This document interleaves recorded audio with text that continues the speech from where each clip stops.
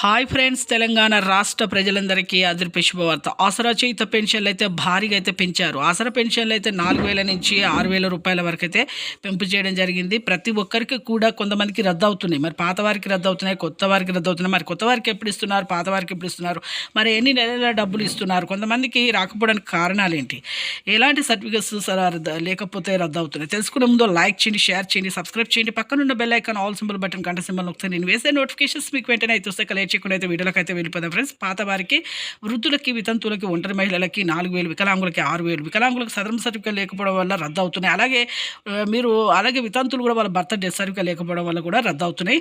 అలాగే మీరు 2 నెలల వరకు బ్యాంకులో అలాగే డబ్బులు ఉంచితే మాత్రం మీకు అలాగే మీరు 1 నెల డబ్బులు తీసుకోవడం కాకుండా 2 నెలల డబ్బులు ఎప్పుడైనా మీరు బ్యాంకులో మాత్రం ఎప్పటికప్పుడు డబ్బులు తీసుకుంటేనే మీకు రద్దు కావండి, లేకపోతే రద్దు అవుతున్నాయి. అలాగే కొత్త వారికి అయినా పాత వారికి అయినా ఏప్రిల్ 1 నుంచి అయితే రావడం జరుగుతుంది. ఏప్రిల్ 7 నుంచి అయితే రావడం జరుగుతుంది. ఇప్పుడు కొత్త వారికి, వృద్ధులకి, వితంతువులకి, ఒంటరి మహిళలకి, డయాబెటిస్, క్యాన్సర్, హెచ్ఐవి బాధితులు 4,000, వికలాంగులకి 6,000 రూపాయలు అయితే రావడం జరుగుతుంది. ఏప్రిల్ 1 నుంచి అయితే